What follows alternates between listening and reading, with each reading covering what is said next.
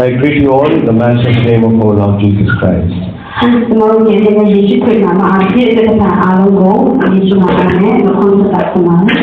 I'm very thankful to God for this unexpected, wonderful morning that God has granted me. And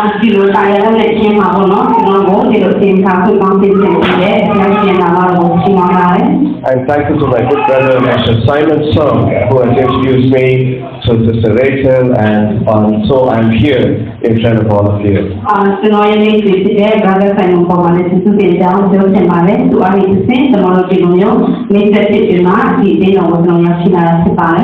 My name is Anand Devi. Anand means happiness in Hindi.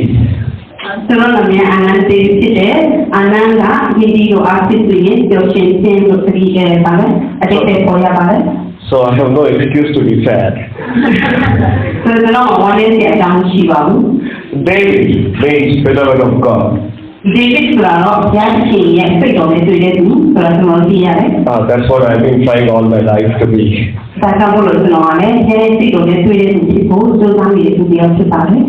Because of the shortage of time, I'm going to be quick in my preaching, and today I'm going to preach about divine care. Divine care.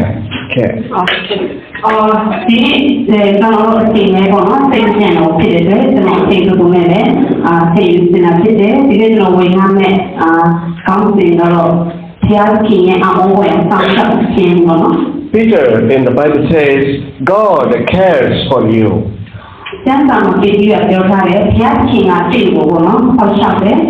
Jesus in his Sermon on the Mount, he said,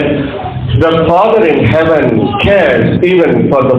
birds of the air and the beasts in the forest and the flowers that blossom in the morning.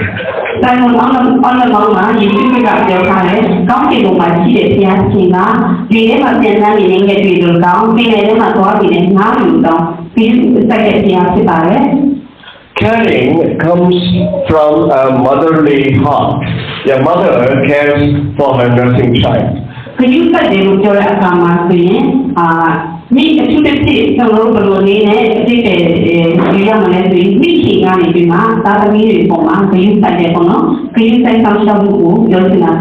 One of the names given to God in the Bible in the Old Testament is, he's called Jehovah Elohim.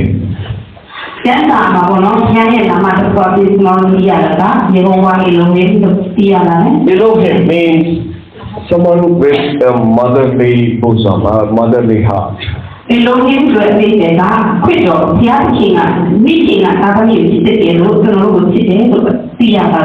That's why the Bible says, even if a mother shall forget her child, I will not forget you.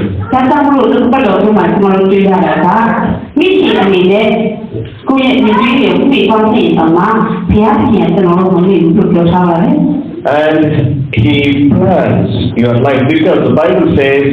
the steps of a good man are ordered by the Lord.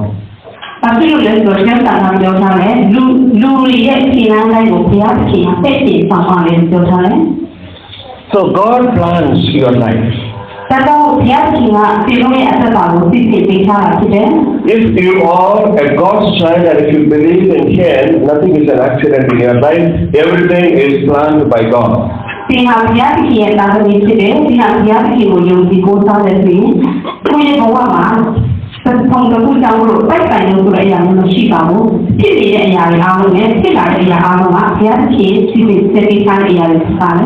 Because He has taken enough concern upon you that He has planned your life.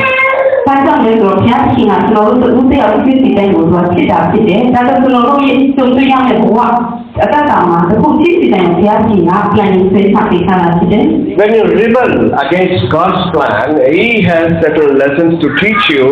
by certain difficulties that come in your life. And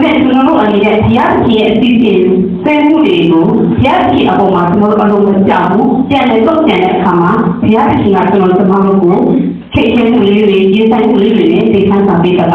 even right today, He knows the last day of your life.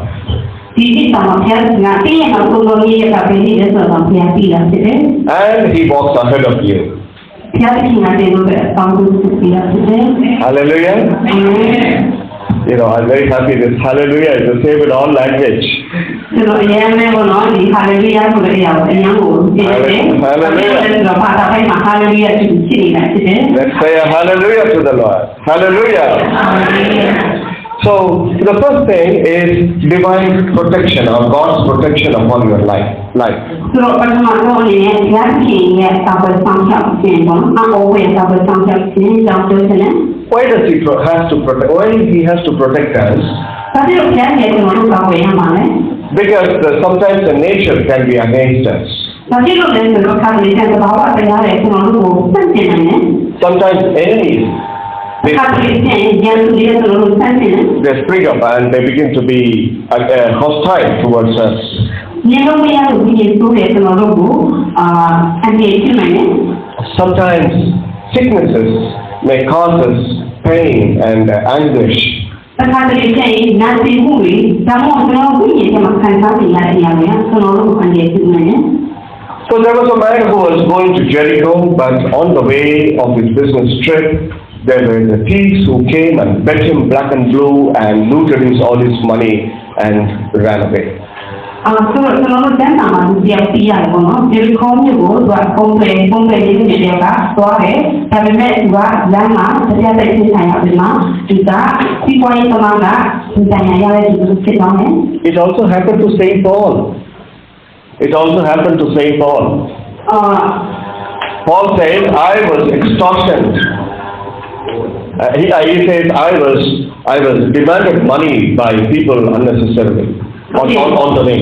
Okay, so now you know, so that Paulပြောတဲ့အရာတစ်ခုလည်းဖြစ်တယ်ပေါ့နော်ရှင်ပေါလုကမှဒီလိုလေးကြုံခဲ့ရတယ်သူ့တောင်မှလည်းဘယ်လိုပြောလဲအဲ့လို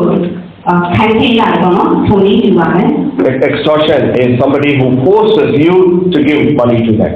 ခုနပြောတဲ့ဥစ္စာက instruction ကတော့အင်္ဂလိပ်စကားလုံးဖြစ်တယ်အဲ့ဒါကတော့စကားပိုင်တယ်လို့ပဲကျွန်တော်ပြောရမှာလားပေါ့နော်ဘာမှမဆိုရင်ငွေအတင်းတက်တောင်းတာပေါ့နော်အတင်းတက်တောင်း Probably at the port of entry in a country, Paul was asked additional money.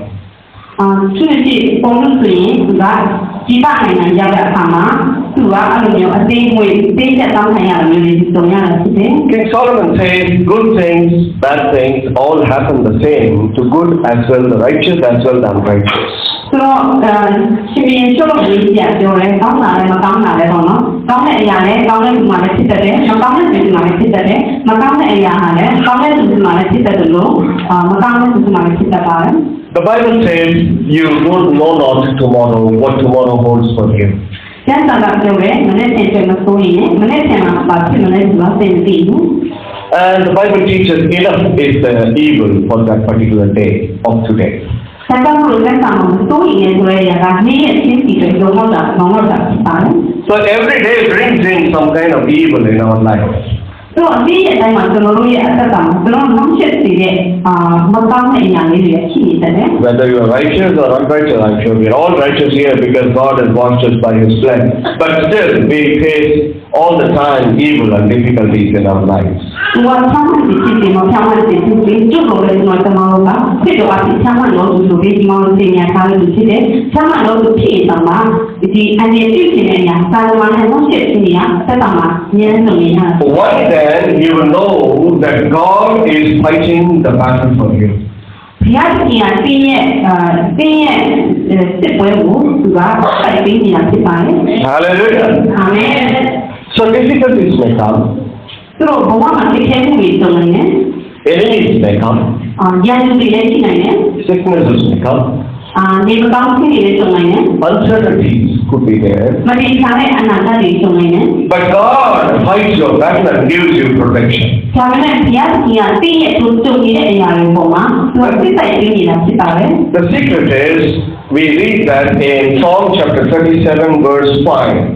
သာသနာ့တော်ကိုပိုင်းနေမှာကျွန်တော်တို့ဖတ်ရတယ် Psalm 37 verse 5. Somebody can read it here, take it out. တရားဝတ်ဖတ်ပေးပါသာသနာ့တော်ကိုပိုင်းနေမှာ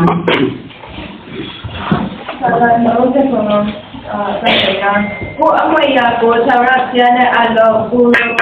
စားလို့တို့ပြုနေပြီးတော့ဒီ The Bible says, commit your way to the Lord. ကျမ်းစာကပြောရဲကိုဥယျာဉ်ဆောင်ပြန်အပ်နော် Trust in Him သူ့ကိုစားပါ and he will do it. တတ်ပြီးစီနေမယ် So we have to commit our way because we are not certain or sure of our tomorrows. ဒါကြောင့်ကျွန်တော်ရဲ့အမှုရာကိုဘုရားဖြစ်သူပြရတယ်။ဘာလို့လဲဆိုတော့ကျွန်တော်အနာဂတ်မှာပါဖြစ်လဲဆိုတော့ပြရအောင် I was born in Chennai, 2,200 kilometers away from here. ။နောက်ထောင်ထဲမှာနေရကီလိုမီတာဝေးနိုင်မှာကျွန်တော်ဝင်သွားတာဖြစ်တယ် I never thought I would be living in Delhi. ။ကျွန်တော်ဒီနေ့မှာနေထိုင်နေလို့ကျွန်တော်ခါမှမစဉ်းစားမိခဲ့ဘူး And that too for 14 long years. ။အဲ့ဒါမှနေ့40လောက်ကြာတယ်ပေါ့နော် They say in English for donkey's years.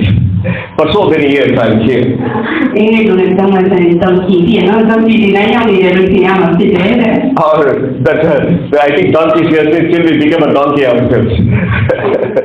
So that long I'm living in Delhi. ။ဆိုတော့ကျွန်တော်ပြောနေတာကကျွန်တော်နောက်ကျတဲ့ဒီနေ့မှာတက်ရှင်နေရတယ်ပေါ့နော် But I didn't plan this. ။ဒါကျွန်တော်ရဲ့ဒီနေ့မှာမဟုတ်ဘူး God planned this. ။ဒီရောက်နေတဲ့ဒီနေ့ကဖြစ်ပါတယ် And He made this possible, and whatever I never thought will happen has happened, but God has, His hand has always been behind it. ကျွန်တော်ဘဝမှာကျွန်တော်ကြုံနေရတဲ့အရာတွေကျွန်တော်စီစဉ်ထားတဲ့အရာတွေရှိတယ်။ဘုရားရဲ့စီစဉ်ကြောင့်လို့ကျွန်တော်ဒီနေ့ဒီနေရာရောက်နေတာဖြစ်တယ်။ဘုရားရှင်ရဲ့လက်တော်ကကျွန်တော်အများကြီးထားပြီးနေတယ်ကျွန်တော်သိရတယ် The secret is commit your way to the Lord, or give your way to the Lord. ။လုံးဝသက်တာပါလဲဆိုရင်ကိုယ့်အမှုရာကိုဘုရားရှင်အားနဲ့ကသူ့အစီအလေးမှာပါမယ် Never be too independent and say, I will only go the way I want to go. ။ကိုယ့်ကိုယ်အရင်ကစားမနေပါနဲ့။ကိုလို့ဖြစ်တဲ့အတိုင်းကိုဖြစ်တဲ့အတိုင်းနဲ့စားမပေးပါနဲ့ First I wanted to be a music director. ။အရင်ကကျွန်တော် music director ဖြစ်နေတယ်။ Then I thought I'd become a sportsman, နောက်ကျွန်တော်ပြန်စဉ်းစားတယ်ကျွန်တော်အားကစားလိုက်သားပြန်တယ် a great cricketer. cricket ဘာမှ cricket မှာနာမည်ကြီးတဲ့လူတယောက်ဖြစ်နေ Then I thought I'd become a scientist. နောက်တော့ကျွန်တော်ပြန်စဉ်းစားတယ်ကျွန်တော်သိမှမြင်တဲ့တယောက်ဖြစ်နေတာပြန်တယ် Nothing happened. တခုမှမဖြစ်ပါဘူး Today I'm a preacher. ဒီနေ့တော့ကျွန်တော်ဟာဒီကားလေးဖြစ်လာတယ် It is God's plan ဒါကကြားရဲ့ဒီဖြစ်ပါတယ် that I should be a preacher. ကျွန်တော်ကဒီလိုဒီကောင်ဝင်လာရမယ်ဖြစ်လာတယ် I'm preaching from the age of 17, now I'm 49. ကျွန်တော်အသက်ဆက်နေကြတဲ့နေ့ကျွန်တော်စပြီးမှဒီနာနောက်ကဘလိုဝင်လာတာဖြစ်တယ် 32 years of preaching. သုံးတဲ့နေ့ရှိသွားပြီကျွန်တော်ဒီလိုမျိုးဝင်လာခြင်းမှာပေါင်းလာ And I like it. ကျွန်တော်တကယ်လေးသက်ပါတယ် And if you're not hungry, I'll keep preaching till tomorrow this time. တကယ်လို့ဘောနော်အချိန်ကထိုင်ထိုင်တကယ်လို့ပြောမယ်ဆိုရင်မနေ့ကမှဒီကျွန်တော်လာပြီးဒီနာဝင်လာပြီးလို့ရတယ် I like it so much. ကျွန်တော်တရားဟောအရင်နေတက်တယ် So God, when I gave my way to the Lord, and He organized everything. ဒါဆိုကျွန်တော်ရဲ့အသက်တာမှာကျွန်တော်ဖြစ်တဲ့နေရာတွေအားလုံးဆက်ဆိုင်ရင်ကျွန်တော်ရဲ့အမှုကိုဘုရားရှင်ဒီမှာသိသိလေးပါဆိုပြီးအနံ့တဲ့အခါမှာဘုရားရှင်ကျွန်တော်ဒီလိုဖြေရင်ဖြစ်လာဖြစ်တာလေ Trust in Him. ဒါကြောင့်သူ့ကိုပေါ်တိုင်းမယ် Trust that He is working out everything good for you. ဒါကြောင့်မို့လို့ဘုရားရှင်ရဲ့အပေါင်းဆုံးအရာသိသိနေနေတယ်ဆိုတာကိုကိုးစားလိုက်ပါ Sometimes Satan can give good things, တခါတလေဆက်စားတဲ့လည်းကောင်းတဲ့အရာတွေနဲ့ဖြစ်ကြတယ် but you will miss the best. ဒါပေမဲ့အကောင်းဆုံးတော့ပြင်ရဘုရားရှင်မှာပဲရှိတယ် But God always gives you the best. ဘုရားရှင်အကောင်းဆုံးပြင်ရပေးတာဖြစ်ပါတယ် Hallelujah. အာမင် He gives you the best.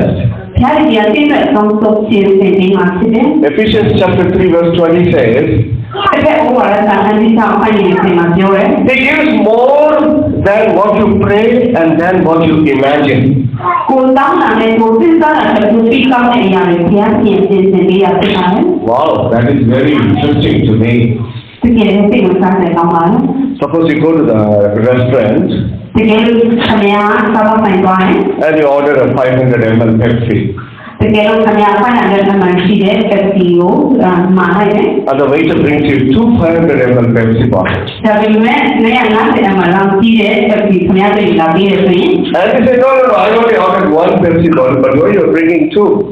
Okay,ကျွန်တော်က Pepsi တစ်လုံးမှရှိတယ်ဒါပေမဲ့ဘာလို့ခမရနာမည်ဆောင်လာပြီးရတယ် And suppose he says, sir, we always give, if you buy one is free. တကယ်လို့အဲ့ဒီဘောနော်စားတော့ဆိုင်ရာရှိတဲ့ဝေချာကတလုံးမှကျွန်တော်အလုံးဆက်ပြီးတယ်ဆိုရင် I think I will go to that restaurant also. အဲ့ဒါဆိုကျွန်တော်အဲ့ဒီစားတော့ဆိုင်မှာလည်းသွားစားမှာဖြစ်ပါမယ် If you buy one is free. If you buy two, 3 is free. If you buy 4, 5 is free. ခဏစစ်တော့ဝေစစ်ဝေမှာသတ္တပုသကိုဝေနေဖြစ်တယ်နေ့ဝေမှာ3ရတယ်3ဝေမှာ4ရတယ်ဆိုရင် That is how the Lord deals with us. ဒါဘုရားရှင်ရဲ့စေတနာဖြစ်ပါတယ် He always, as he was walking, there was two blind men, beggars, they were shouting, David, oh son of David, Lord, be merciful to me. လက်ရှိတန်းတဲ့လူတစ်ယောက်ကယေရှုဒီမှာဟောတယ်ဒါဝိဒ်သားတော်ယေရှုကျွန်တော်တို့ကမှတနာလို့ပါ All the people said, hush, don't make your noise, never cry out for help, keep quiet. လူတွေကပြောတယ်တိတ်တိတ်နေကြမအောင်တဲ့လူတွေသူတို့စားပြတဲ့လူတွေရှိတယ် That is how the world is trying to quieten us. လူကလည်းလောကမှာရှိတဲ့လူတွေကျွန်တော်တို့ကိုအဲ့လိုပဲစားပြကြတဲ့ညမှာလေ Don't talk about your needs, go to work, go to work. ကိုလိုနေတဲ့ဥစ္စာကိုမပြောပါနဲ့အဲ့လိုပြောတာ But you know, these two men were blind men, they cannot work. ဒါပေမဲ့အဲ့ဒီတန်းနေမှာဆိုရင်သူတို့အလုံးမလုံးနိုင်ဘူးသူတို့ကလမ်းမှာပဲစားခိုင်းတောင်းနေတယ်ဖြစ်တယ် So they were crying out loud, oh son of David, be merciful to me. ဒါကြောင့်မို့သူတို့ကဒါဝိဒ်သားတော်ယေရှုပြကျွန်တော်တို့ကိုကေမနာနာလို့ပါဆိုပြီးအော်ဟစ်လို့ကြည့်ကြတယ် And the Bible says Jesus stopped. ကျမ်းစာကပြောတယ်အဲ့ဒီနောက်ကိုဖြစ်သွားနေတဲ့ယေရှုကအဲ့မှာမြင်လိုက်တယ် As he was moving, the crowd was moving with him, but Jesus stopped and the crowd also stopped. လူထုကလည်းယေရှုနဲ့ဖြစ်သွားနေတာဖြစ်တယ်ယေရှုအဲ့ဒီနေရာမှာနားလိုက်တဲ့အခါမှာလူထုကအဲ့မှာနေတန်သွားတာဖြစ်ပါတယ် He heard the noise of the crowd, but more especially the voice of the two beggars who were shouting loudly, two blind men, shouting loudly, oh son of David, be merciful. သူမြင်မှုတွေကြားခဲ့ရတယ်သူနဲ့တန်းရောက်တဲ့အော်တာကိုယေရှုခရစ်တော်ကကြားခဲ့ရဖြစ်ပါတယ် The ears of the Lord are open to your prayers. ဒါကြောင့်မို့ဘုရားရှင်နာမှာဘယ်သူမှသူ့ဒီမှာတောင်းနေတဲ့ကနားဆောင်နေရတယ် Oh, he sees your tears. ။ဘုရားရှင်ရဲ့ပြင်းနဲ့ညှိကြတော့မြင်နေတာဖြစ်ပါ He တယ် knows your loneliness. ။ခင်ဗျားရဲ့ပြည့်စုံမှုတွေခင်ဗျားရဲ့ခံစားမှုဝင်လာတယ်ဘုရားရှင် He knows your struggles. ။ခင်ဗျားရဲ့ကြုံနေရတဲ့ရင်ဆိုင်နေရတဲ့ခေတ်မှုတွေဘုရားရှင်ကသိတယ် He knows your struggles. ။ခင်ဗျားရဲ့ရုန်းကန်မှုတွေဘုရားသိတယ် But he says, trust me. ။ဒါနဲ့ဆက်တာဘုရားပြောတယ်သူ့ကိုစားလိုက်ပါ Just trust me, I will turn all this for good. ။နောက်ကိုစားပါတဲ့အောက်ဆုံးအရာရှိသေးတယ်နဲ့ Many times our difficulties are the raw material by which God brings blessings. ။ညာတော့အဖြစ်ကျွန်တော်တို့ရင်ဆိုင်နေရတဲ့ခေတ်မှုတွေတက်တနာတွေကကုန်ကျန်းလို့ပြောရမှာပါပေါ့နော်။ကုန်ကျန်းလို့ပြောရဲအဲ့ဒီနောက်ပိုင်းမှာကုန်ချောဆိုတဲ့ကောင်းခြင်းတွေမှာကျွန်တော်ရရတာဖြစ်တယ် Psalm 37 verse 10. Psalm 37 verse 10. ။ဒါလည်းသုံးသပ်ပုံအပိုင်းနဲ့ဆက် A little while and the wicked will be no more, though you look for them, they will not be found, the Bible says. ခဏကြာပြီးမှမတရားလို့ဒီမရှိရသူဒီနေရာကိုစစ်ကြာရင်တွေ့ရ That is how he is protecting us. ဘုရားရှင်ကအဲ့လိုပဲကျွန်တော်တို့ပြောတာနေတာဖြစ်တယ် The wicked will be no more. မတရားလို့ဒီကနောက်ပြန်ဆောင်ပြရမှာမဟုတ်တော့ဘူး Once there was a man who was giving a lot of trouble to a pastor and his church in a village in Tamil Nadu. ဒီလိုနဲ့ကြရတဲ့မှာလူတွေမှာပြင်ပါစာတရားကိုအရင်ကဖတ်ပြီးလို့ဒီရှိခဲ့ So he was wanting to beat the pastor. အဲ့မှာပါစာကြီးရောက်ရှိတယ် He wanted to stop the church. အဲ့ဒါဘုရားရှင်စီနာနေလိုက်တယ် That time I was quite young, so the pastor said, you come along with me. အဲ့ဒါဒီပါစာကိုသိတဲ့ချက်ပေါ်မှာကျွန်တော်ဒီမှာမလုပ်တော့ဘူးကျွန်တော်နဲ့လိုက်လာပါဆိုပြီးကျွန်တော်ပြောတယ် He didn't tell me that he had an enemy in the village. So I got like a picnic and went with him. ဆိုတော့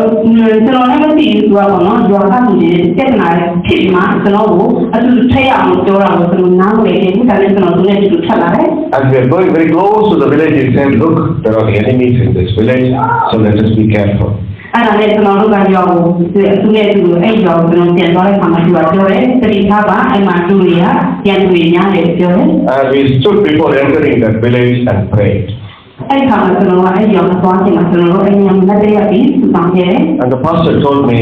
that man who is giving me trouble will one day leave this village, run away from this village. ။ဆိုတော့ပါစာကသူဆောင်ခဲ့တယ်ကျွန်တော်တို့ခပ်ပေးတဲ့သူဟာတကယ်ကျရင်ဒီရွာကိုထွက်သွားရနိုင်တယ် It exactly happened in a matter of 3 to 6 months. ။တော့ငါလည်းဆောက်ရပြီးတော့ဒီကိစ္စဖြစ်သွားဖြစ်တယ် That man is no longer there. ။အဲ့ဒီဘာရှိတော့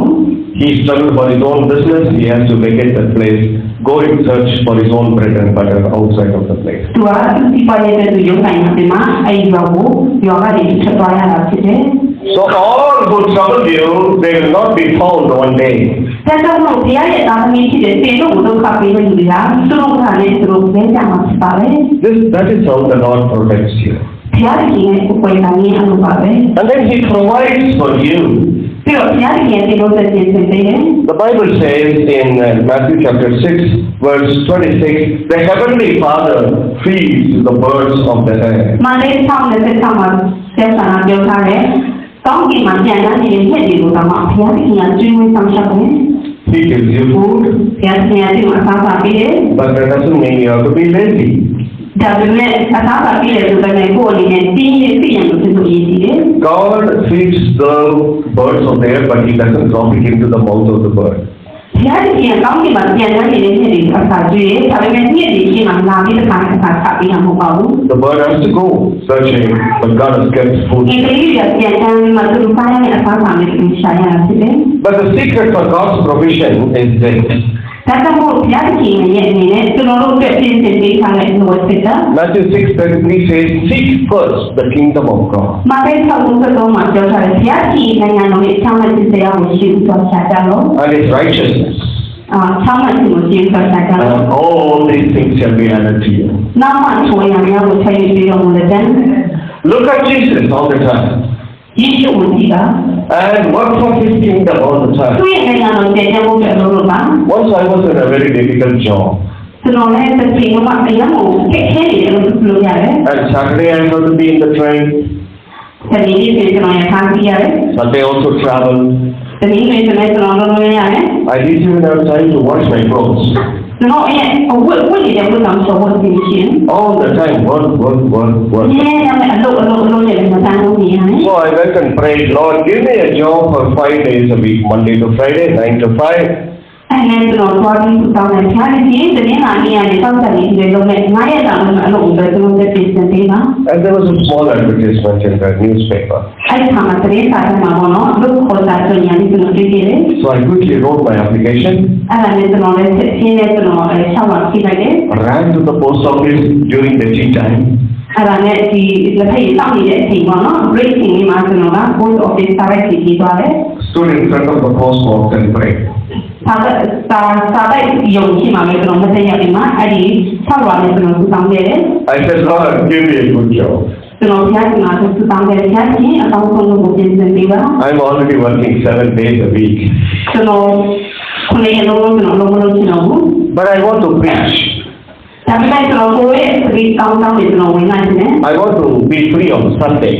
တတိယနေ့မှာကျွန်တော်ကိုလိုအစီအစဉ်ရှင် So give me a job Monday to Friday, 9 to 5. Then I can go and serve you Saturday and Sunday. ကျွန်တော်ကိုတနေ့လာနေငါတောက်ချင်နေငါနဲ့တာလို့ဖြစ်တယ်မနေ့9နိုင်နေညနေ9နိုင်သုံးရက်အလုပ်ကိုပဲပေးပါတတိယနေ့နေ့မှာကျွန်တော်အဲ့ဒါဒီလိုမျိုးနဲ့ဒီကောင်းတာရောက်ဖြစ်မှာကိုလိုဝတ်နေမှာဖြစ်တယ် Soon God gave me a job at the embassy of Ireland. ဒါကြောင့်ဖျားရှင်ကျွန်တော်ကို FSC ပေါ်မှာဆိုင်ရုံးပြည်လည်ဆိုင်ရုံးမှာအလုပ်ပေးရပါတယ် That's where I'm working for the last nearly 14 years. ဒါကြောင့်ကျွန်တော်ကလေးနှစ်လောက်ရှိပါတော့ဒီဆိုင်ရုံးမှာကျွန်တော်လုပ်လို့ရပါတယ် No overtime work, Monday to Friday, 9 to 5. They shut the door at 5 o'clock. I then go and I have time to serve the Lord. အချိန်ပေါ်လို့လည်းလုပ်ကြမလို့တနေ့နေ့လည်းလုပ်ကြမလို့တနေ့မှနေရနေတောက်ကြပြင်နဲ့9နိုင်ညနေ9နိုင်ဆိုရင်ရုံးပြီးတကယ်လို့ပြောချင်နေပါမယ် This was because I wanted to seek God's kingdom and do work for God's kingdom. ဒါကဘာဖြစ်လို့လဲဆိုတော့ကျွန်တော်ရဲ့နှလုံးသားထဲမှာရွေးချယ်နေတဲ့နေရာဆိုမှန်ကန်နေတဲ့ရွေးချယ်တဲ့နေရာဖြစ်လာတယ် There were 100 applications. အဲ့ဒီမှာ6ပါတဲ့လူတွေကဆောင်းပြရတော့ရှိပါတယ် I was selected. ကျွန်တော်ပဲရောက်တာရွေးချယ်နိုင်ခဲ့ရတယ် Oh, what a grace of God. ဘုရားရဲ့ဒီမှာရဲ့ဒီလိုဖြစ်ပါတယ် And they kept on sending me in the airplane. They kept on telling me to stay in 5-star hotels. And it was all a great joy for me. တကယ်ကိုကျေးဇူးတရားကောင်းတဲ့အမြဲတမ်းကျွန်တော်မေးလို့သိရတယ်အမြဲတမ်းပိုက်စားဟောတယ်ဒီမှာပဲကျွန်တော်ပြောနေရတာဖြစ်တယ်ဒါလေးကိုမှဟာဆိုရင်ဘုရားရဲ့ဒီမှာတော့အကျဉ်းဒီမှာရဲ့ဒီလိုကြောင့်ပါတယ် And when I was once staying in a 5-star hotel, I ordered for a dosa. ကျွန်တော်ပိုက်စားဟောတယ်မှာဒီတဲ့အခါမှာကျွန်တော်တို့စားလို့မှားလိုက်တယ် And I was waiting for it. ဒါနဲ့ကျွန်တော်လည်းစောင့်နေတယ် And a man came pushing a trolley full of food items, juice and platters of fruit and everything. He was putting in the trolley into my room. အဲ့ဒါနဲ့လူတယောက်ကလာတယ်ပေါ့နော်စားပြက် delivery လုပ်တဲ့ကောင်လေးတယောက်ကဗာပဲလေလာမှာစားပြက်တိနေအောင်ရှမ်းနေအောင်ထားပြီးမှကျွန်တော်ခန်းကြီးရောက်လာတယ် I thought he was entering the wrong room. ကျွန်တော်ကျန်တော့အခါမှနေပြီ I said, sir, I only wanted a dosa. Are you coming for me? So much of food. ကျွန်တော်ပြောတယ်ကျွန်တော်ကတော့စားပွဲလေးလို့ဒီဘာလို့ကျွန်တော်များနိုင်ပြီးလာလဲဆိုတော့ပြောတယ် Sir, he said it's all complimentary, sir. Complimentary. ဒါလေးအကုန်လုံးကပေါ့နော်သူတို့ထပ်ထိပြီးလိုက်တဲ့အရာတွေဖြစ်ပါတယ် You did order, but it's all complimentary. ခင်ဗျားကတေးလေး online နဲ့ကျွန်တော်တို့ကဒါလေးဖြစ်ပေးတာဖြစ်ပါတယ် And I said, but what about the bill? ဒါနဲ့ကျွန်တော်လည်းဒီရောပြောလိုက်တယ် Sir, that is included in your hotel bill. အဲ့ဒါကခင်ဗျားရဲ့ဒီလက်ခုပ်ခန်းနေတဲ့အချိန်မှာစားပြတယ်အကုန်လုံးပေါ့နော်ဒီလိုတဲ့အကုန်လုံးပါဝင်ပြီးတာဖြစ်တယ် So when you seek God's kingdom and His righteousness, you get fruit like that. ဒါကြောင့်လို့ကျမ်းစာမှာပြောတယ်ဘုရားကြီးရဲ့နိုင်ငံတော်နဲ့ဖြောင်းမှန်ခြင်းကိုရှင်းဥပါချတဲ့လူတွေကဒီလိုအလားပါလေရပါတယ် Years ago, I committed my life to God to do God's ministry. သူခဲ့တဲ့တတိယလေးကျွန်တော်ရဲ့အသက်တာကိုကျွန်တော်ဘုရားကြီးစက်ကတဲ့ကိုယ်ရဲ့အလုပ်ကိုကျေကြမှုတွေကျွန်တော်သုံးပြပါ So I told the Lord, Lord, if you make me a preacher, I will work for you. I'll be too happy to serve you. ကျွန်တော်ကဘုရားကြီးမှာပြောတယ်ကိုရဲ့အင်းဝင်တဲ့တရင်ကောင်းကျွန်တော်ဝင်ရတယ်ဝင်ရတဲ့ချိန်ကျွန်တော်ကိုရောပုံမှာသက်တာကျွန်တော်မှုလို့ဒီမှာပေါင်းနေတယ် And then I told him, I need at least 2 times food at least. No? ဒါပေမဲ့ကျွန်တော်ဘုရားကြီးမှာပြောတယ်တကယ်မှာအနေနဲ့တော့လည်းကျွန်တော်သမီးစားဖို့လိုပါတယ်ကျန်ချင်း I cannot serve you with hungry stomach. ကျွန်တော်ကအစားချောင်းပြီးကိုရောမှုလို့မဆောင်နိုင်ဘူး And God told me, I'll give you 3 times food plus snacks. ဒီအပြင်ကျွန်တော်ပြောတယ်တကယ်မှာဒီသုံးနေအစားတော့ပြီးတယ်ဒါအပြင်အစားပဲစားစားတာပဲပြီးနိုင်တယ် So every other day when I go to embassy, they keep a chocolate box or something on my desk. And they say, today is my birthday, or they say, I just returned from Ireland, I bought this for you, all these sweets and this and that. နောက်တစ်နေ့ကျွန်တော်ပြောတဲ့အခါမှာကျွန်တော်စပရန်ဘောင်းတွေပြည်တယ်ဒီကျွန်တော်ဝေးနေဖြစ်တယ်နောက်တစ်ခါကျရင်ကျွန်တော်ဒီရလန်နိုင်ငံနဲ့ပြန်လာတယ်ဒါတော့ဘုရားရေးပါတယ်သူပြီးသက်ဆောင်ရဲ့အမျိုးမျိုးတွေကျွန်တော်ရရှိတာပဲ Many times my wife will be waiting for me because I'll have a foreign chocolate in the pocket. ကျွန်တော်မျိုးကြီးရဲ့အင်္ဂါကြီးရဲ့ကျွန်တော်ပြန်လာတော့စောင့်မျှော်နေတယ်ဘာဖြစ်လို့လဲဆိုတော့ကျွန်တော်မှဒီအီဒီယာလေးကိုနိုင်ငံခြားလေးဖက်အញ្ញံဒီကိုပါလာတယ်လို့ပါ God, He promised me 3 times food and snacks. So I get snacks plus 3 times food. ဘုရားကြီးရဲ့ကျွန်တော်ကိုတရားမှာသုံးသင်စားတဲ့ပြင်စီပြီးပြင်စီတာမှာလည်းကျန်တဲ့အစားအစာတွေထပ်ပြီးပြင်စီပေးတာဖြစ်တယ် The secret is seek God's word to do something for Him and to seek His righteousness. ဘာသာလို့ကျွန်တော်တို့အနေနဲ့ဒီလိုကောင်းကြီးမျိုးတွေခံစားနေတယ်ဆိုရင်ကျွန်တော်ရဲ့လူ့ဘဝကပါမယ်ဆိုရင်ခရစ်တော်ဘုရားကိုလုံဆောင်ဖို့ဖြစ်တယ်သူရဲ့အထောက်အပံ့တရားကိုကျွန်တော်ရှာရမှာဖြစ်တယ်သူရဲ့နိုင်ငံတော်ပဲကျွန်တော်လုပ်ရမှာဖြစ်ပါတယ် What is righteousness? Seeking His righteousness mean? ကျောင်းမှာဒီတရားကိုရှာတာဆိုတာဘာလို့ဆိုလို့လဲ It is to open your mouth for those who cannot speak for themselves. ဒါကမိမိရဲ့ကိုယ်ပေါ့နော်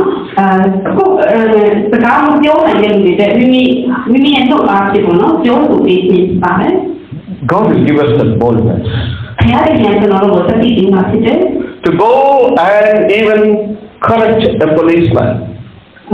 သွားပြီးမှရဲတွေဆောင်ရင်တိုင်နေတဲ့တတိယဖျားပေးခြင်းတွေမှာဖြစ်တယ် To stand even before the judge or the rulers and open your mouth in boldness for what is right.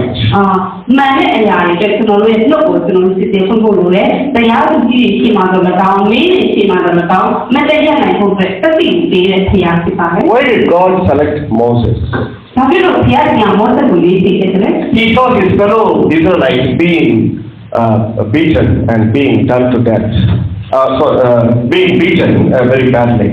ဒီလိုမျိုးတွေကကျုံခံပြီးမှသူတို့ကမိကြတဲ့အသက်ကမှဆက်ရှိနေတယ်ဆိုတော့ကိုမြင်တယ် Immediately he was concerned about his own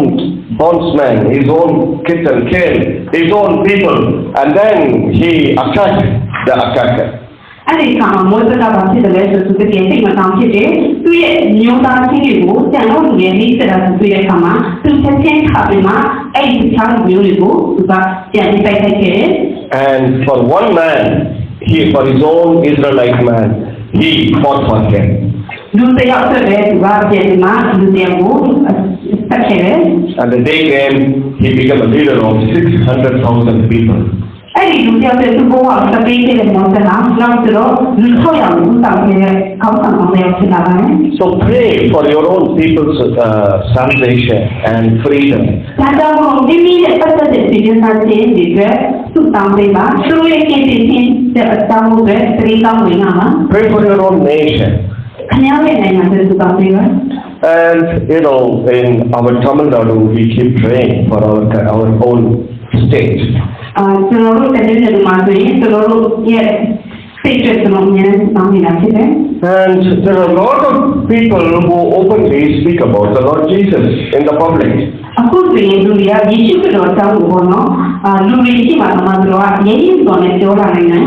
And so many people, so many television channels, they are preaching in Tamil language about the Lord Jesus Christ boldly.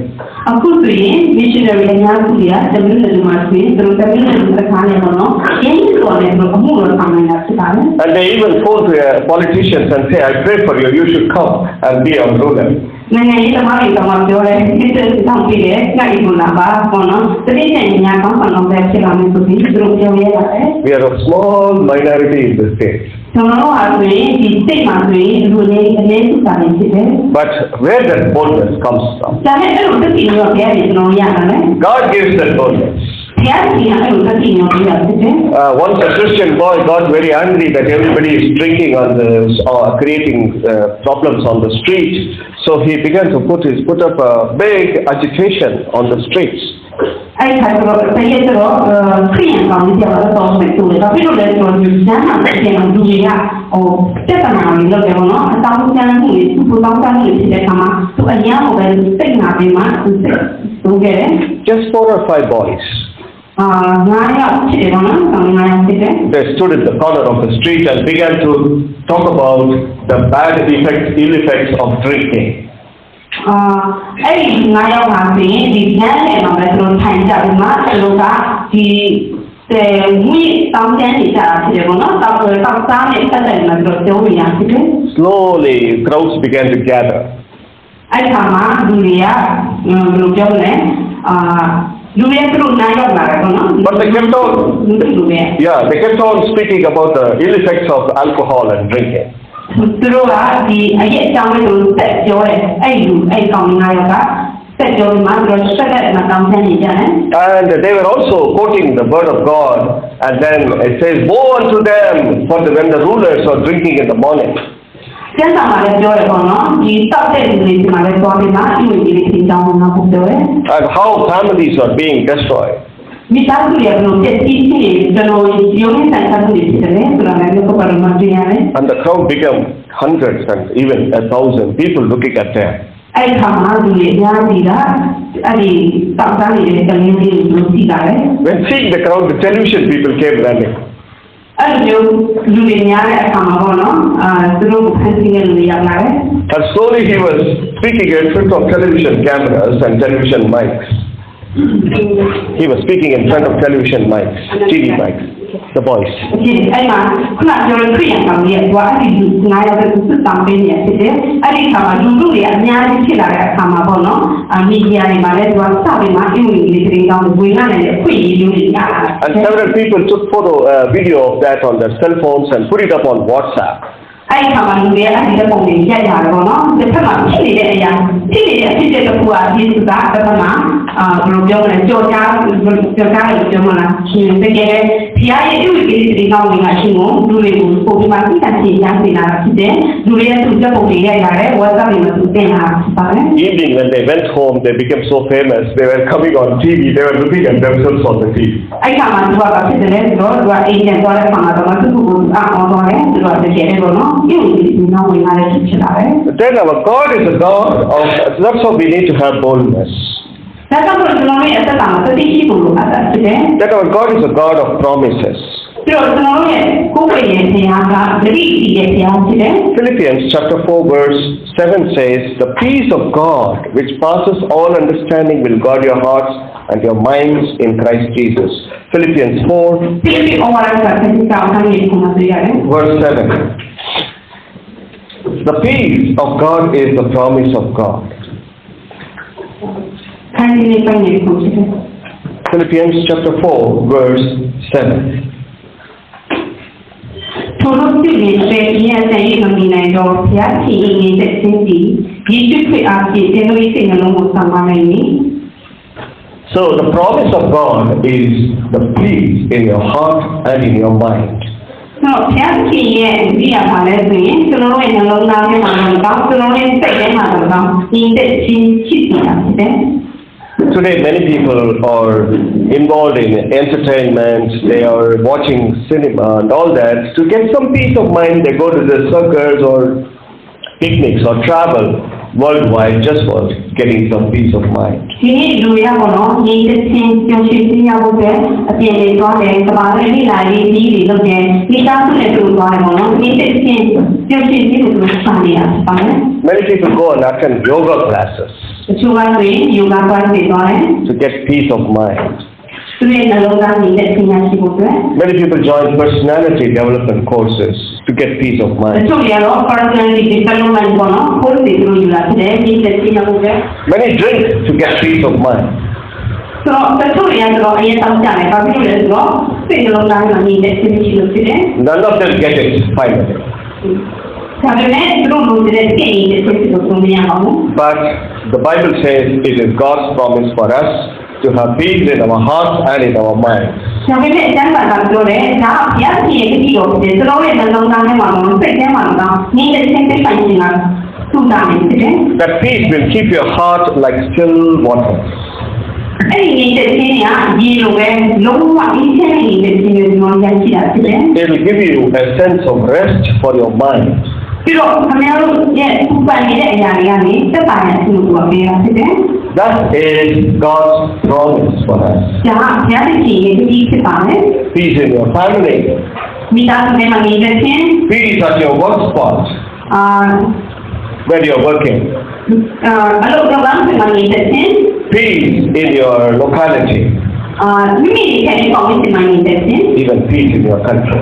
မိမိရဲ့နာမည်တဲ့ခြင်းကဘုရားရဲ့တတိဖြစ်ပါတယ် That is God's promise. ။ဒါဘုရားရဲ့တတိဖြစ်တယ် Pray for that. ။အဲ့ဒီကျွန်တော်တို့တောင်းမှာ You are going to be the people used by God to shake India, to shake the nations of the world.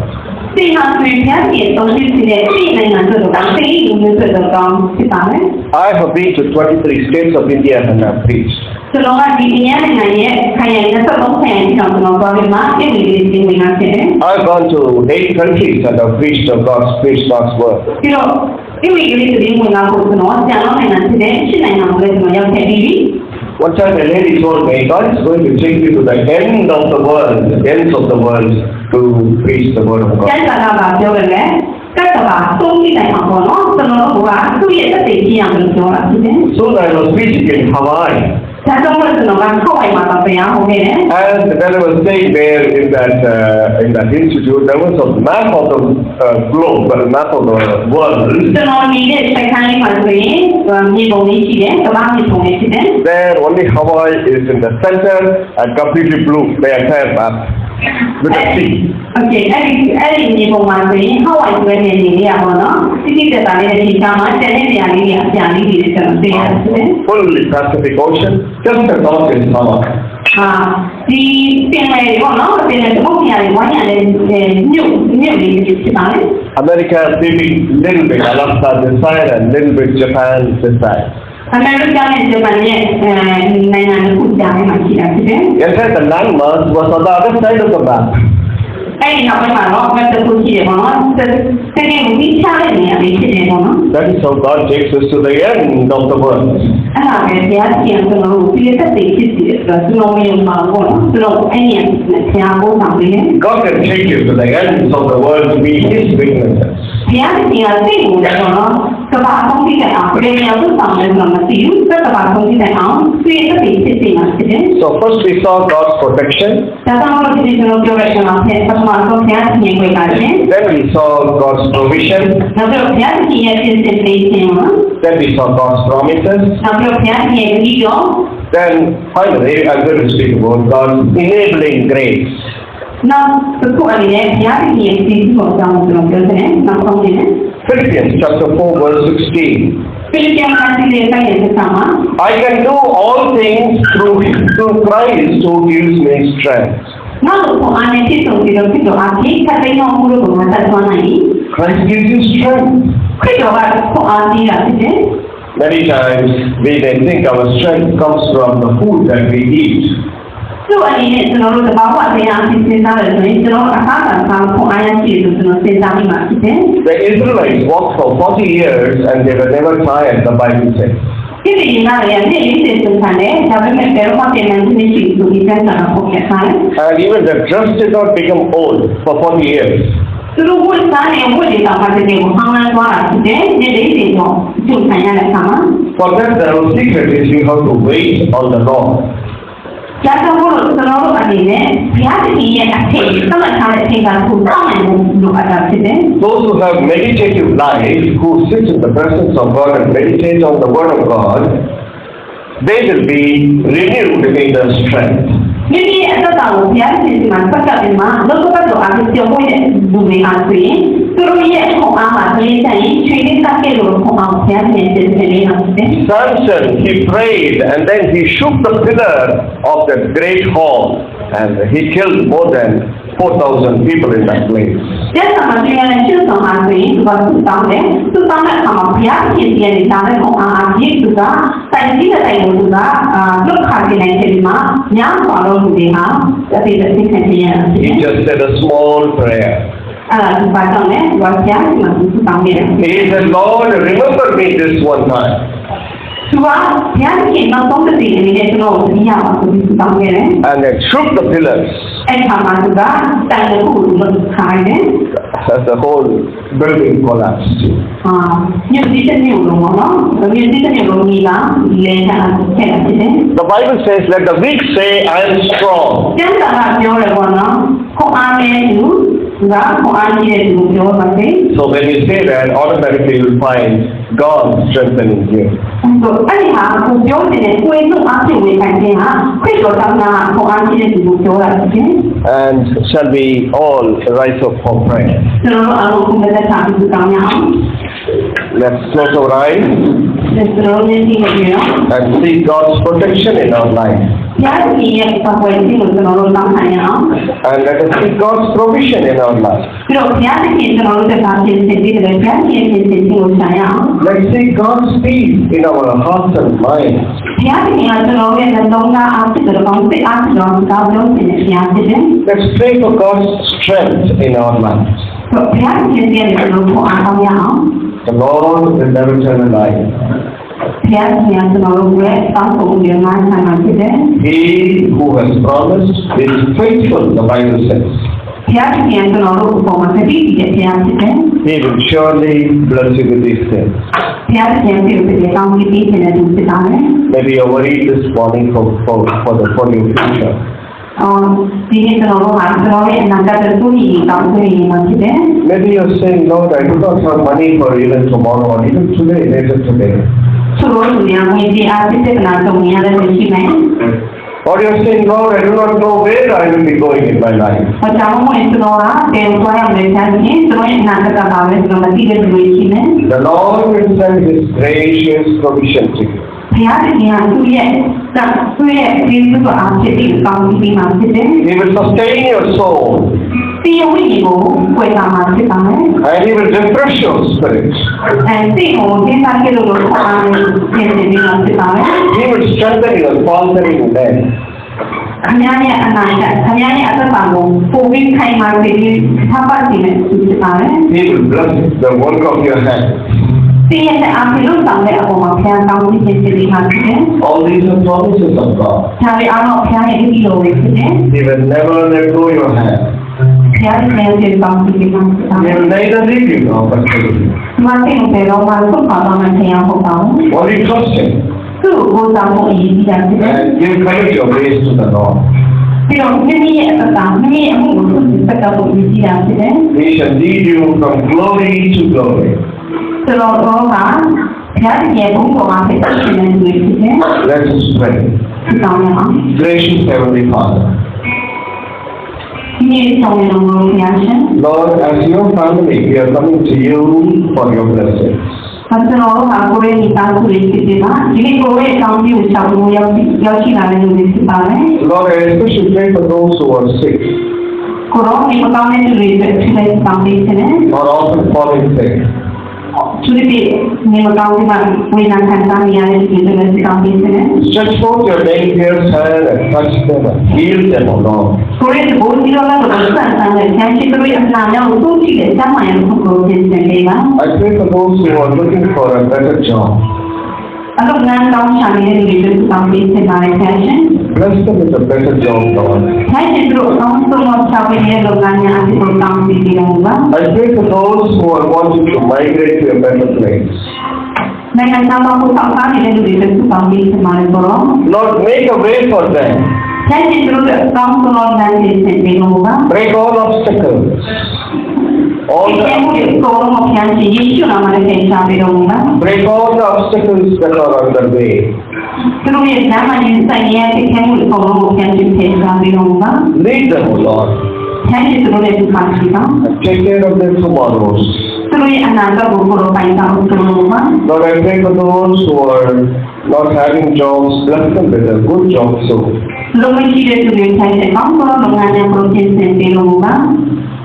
Lord, I pray for those who are praying for other blessings in their lives. အထူးသဖြင့်သူတို့အားတဲ့ကောင်းခြင်းနဲ့ဖြစ်စီတဲ့သူများတို့တောင်းပေးပါမယ် I pray for those who are praying for their own loved ones in the distant land of Burma.